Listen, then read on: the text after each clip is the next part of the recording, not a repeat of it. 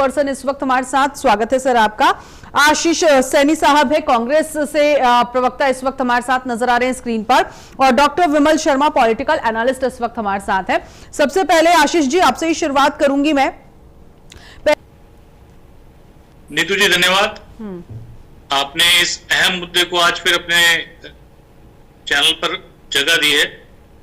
मैं एक बात बिल्कुल क्लियर करना चाहता हूं, ये जो विषय है ये कानून से बढ़कर देश के करोड़ों युवाओं के भविष्य का है। एब्सोल्युटली। मैं शुरुआत से बात करना चाह रहा था, जब मेरे साथी दोनों अपने अपने विषय रख रहे थे, मैंने तब भी ये कहा कि पेपर लीक केवल एक किसी प्रश्न पत्र की चोरी नहीं है, यह बच्चों की मेहनत, ईमानदारी और जो समान अवसर उन्हें मिलता है अपना रखने का, उसकी हत्या है। 2024 में जब ये कानून आया, तब इस कानून को यदि प्रभावी ढंग से लागू किया जाता तो शायद 2026 को इसका अमेंडमेंट करने की दोबारा आवश्यकता नहीं पड़ती। लेकिन मैं फिर भी इस चीज का स्वागत करता हूं कि सरकार ने समय रहते अभी भी इस कानून को ले आई, और जो कि आज टास्क फोर्स गठित करने के लिए बात की गई है या नए अमेंडमेंट इसमें लाए गए हैं, वो समय के साथ बहुत जरूरी है। और जहां मेरे विपक्षी साथी अपनी बात रख रहे थे कि भाई ऐसे कानून की कोई आवश्यकता नहीं है या कोई वो था नहीं, इसके कोई फायदा नहीं है ऐसे कानून का, तो मैं एक बात बिल्कुल क्लियर करना चाहूंगा कि देखिए आईपीसी भी है देश में, पॉस्को एक्ट भी है, फिर भी क्राइम हो, लेकिन उनको रोकने के लिए प्रभावी कानूनों को समय समय पे बनाना और उसको सुधारना और समय पे रहते उसको इम्प्लीमेंट करना, ये बहुत जरूरी है। कहीं ना कहीं जब ये मुद्दा आज, पहले तो कई दिनों से विपक्ष में आया नहीं था, विपक्ष बायकॉट कर रहा था सेशन का, 7वां दिन आज लेकिन बिल्कुल आज जब ये मुद्दा वहां पहुंचा है तो आज सदन ना चलने देना, ये कहीं ना कहीं इस बात को दर्शाता है कि विपक्ष कहीं ना कहीं इस मुद्दे को गरमाए रखना चाहता है। ठीक है, ठीक लंबे है, समय। ओके ओके आशीष जी, विपक्ष चाहता है कि मुद्दा गर्म ऐसा ही बना रहे। ओके, अरे सर पूरा आपको ही सुन रहे हैं हम आपको, ठीक है। विमल जी बोलेंगे। विमल जी, आप क्या विपक्ष के पास मुद्दे नड़े हुए मुर्दों को उखाड़ा जा रहा है? एक एक करके बोलिए प्लीज, एक एक करके बोलिए। ठीक है समीर जी रुक जाइए, आशीष जी रुक जाइए, विमल जी बात बोल रहे हैं।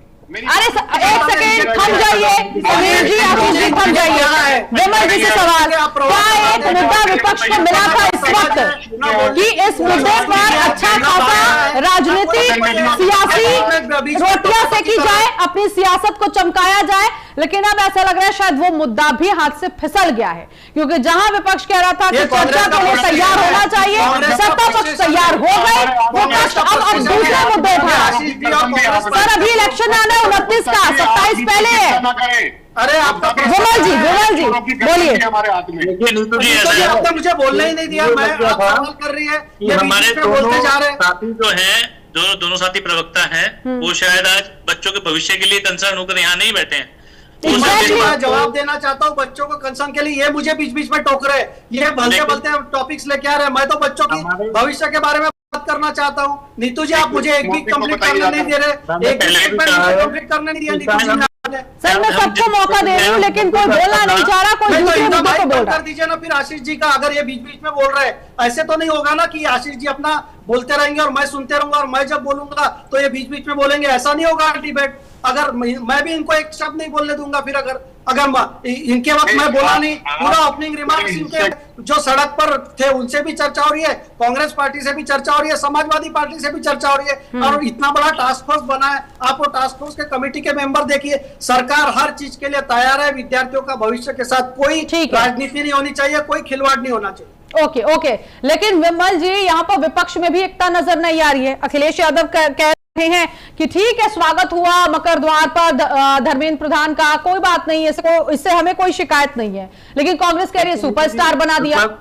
विपक्ष का स्टेटमेंट एक जैसा नहीं है, विपक्ष कभी साथ है ही नहीं। हाँ। वो राजनीतिक लोलुपता के कारण वो एक हो जाते हैं, और जैसे चुनाव लोलुपता के कारण एक है, उसके बाद जो है फिर दूसरे दलों के विधायकों और दूसरे दलों के सांसदों को देखिए ये वापस बीच में बोल रहे हैं, ये वापस जनता बीच में बोल रहे हैं, ये वापस बीच में बोल रहे हैं।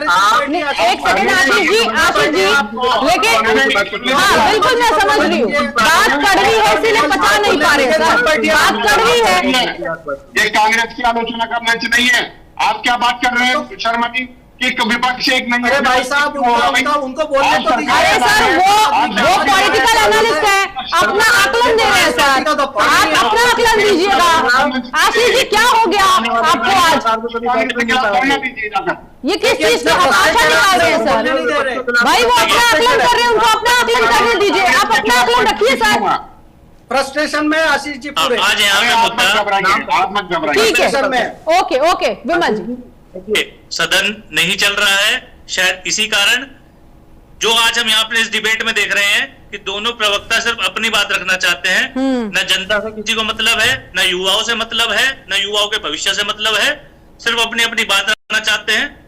और उसका एक सीधा सीधा उदाहरण यहाँ दिखाई दे रहा है।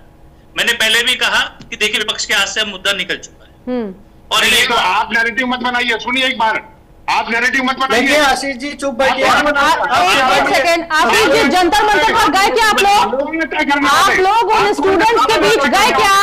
विपक्ष के हाथ से मुद्दा निकल चुका है। ओके, नहीं निकला भी है मुद्दा, मुझे बताइए ना, मेरे सवाल का जवाब दीजिए सर। आशीष जी, कांग्रेस पार्टी जंतर मंतर गई थी, जहां पर स्टूडेंट प्रोटेस्ट कर रहे थे वहां पर कांग्रेस पार्टी गई थी क्या? कांग्रेस पार्टी वहां पर गई थी, स्टूडेंट से आपने मुलाकात की? आप नैरेटिव मत बनाइए। बताइए मतलब क्या मतलब है? क्या आपको फिर समझा रहा हूँ, सरकार ने बना दिया है, बताया सरकार सब कुछ करे। आप विपक्ष के हाथ से मुद्दा चाहिए। अरे तो सर ऑडियंस तो देख रही है ना, ऑडियंस तो देख रही है सर, विपक्ष के हाथ से मुद्दा निकला है कि विपक्ष ने उसको लपका है या उसको बरकरार रखा है? जवाब मिल जाएगा सर, इंतजार करिए ना। 27 भी 29 भी है। जंतर मंतर पर गए थे क्या आप लोग? स्टूडेंट्स के बीच गए थे सर? क्यों बना रहे हैं आप? कितनी बार जंतर मंतर को फ्रस्ट्रेशन में आशीष जी सर युवाओं को लेकर यहाँ डिबेट हो रही है, उनके भविष्य को लेकर हो रही है, एग्जाम जो दे रहे हैं उसको लेकर हो रही है। आप पता नहीं कहाँ से कौन सा मुद्दा उठा के लाए हैं, ऐसे नहीं होता सर। मैं ये उम्मीद करती हूँ कि ऑपोजिशन सबसे मजबूत होना चाहिए सत्ता पक्ष को टक्कर देने के लिए। जी थोड़ी देर में आप भी आरएसएस बच्चों को सवाल पूछे तो आप भी आरएसएस निकल गया। अरे मुद्दा आपके गर्दन पर आ गया है। ठीक है, तो जी आप भी आरएसएस ठीक है, हो जाएगी आशीष जी नहीं मेरा सवाल जवाब है, मैं सवाल जवाब तो सभी से पूछूं, चाहे कोई मुझे कुछ भी मांग ले, किसी के मानने से नीतू गुप्ता कुछ और नहीं हो जाए। ठीक है, कांग्रेस पार्टी वैचारिक संतुलन खो चुकी है। अच्छा, उनके पास कुछ नहीं है, उनके पास वैचार भी नहीं है। एक चीज और मैं यहाँ पर समीर जी बहुत बढ़िया ऐलान किया गया है। आपको बता देंगे अगर एक भी आदमी जरूरत है। आपको कुछ पता नहीं है। नंदन नीलकेणी आपके पक्ष से चुनाव लड़े हैं, कोई टास्क फोर्स के चेयरमैन है, आपको कोई नॉलेज नहीं है। इसरो के चेयरमैन इसके सदस्य हैं, आईटी के डायरेक्टर इसके सदस्य हैं। ठीक है, ओके। क्वेश्चन मेरा विमल जी से था, क्वेश्चन मेरा विमल जी से, फास्ट ट्रैक कोर्ट सही बनाया है विमल जी? आप संघर्ष से डरते हैं, इस इसलिए आपके सपने में रोज कोर्ट को बनाने से पेपर लीक नहीं होगा। आवाज मिल रही है विमल जी आपको मेरी? आपको तथ्यों से मतलब नहीं है, विद्यार्थी। ओके समीर जी, हो गया विमल जी। जी नीतू जी, फास्ट ट्रैक कोर्ट का ऐलान किया। हाँ, सवाल आपने सुन लिया होगा, जल्दी से सर आंसर। नीतू जी को सुना, और ये बात मैं बिल्कुल स्पष्ट करूंगा कि कोई भी कानून इस बात की सुनिश्चितता नहीं तय करता है कि अपराध नहीं होगा। अपराध फिर भी होंगे, लेकिन हम उनको कितने बेहतर तरीके से उनका निराकार कर सकते हैं, उनको रोक सकते हैं, उनकी रोकथाम कर सकते हैं।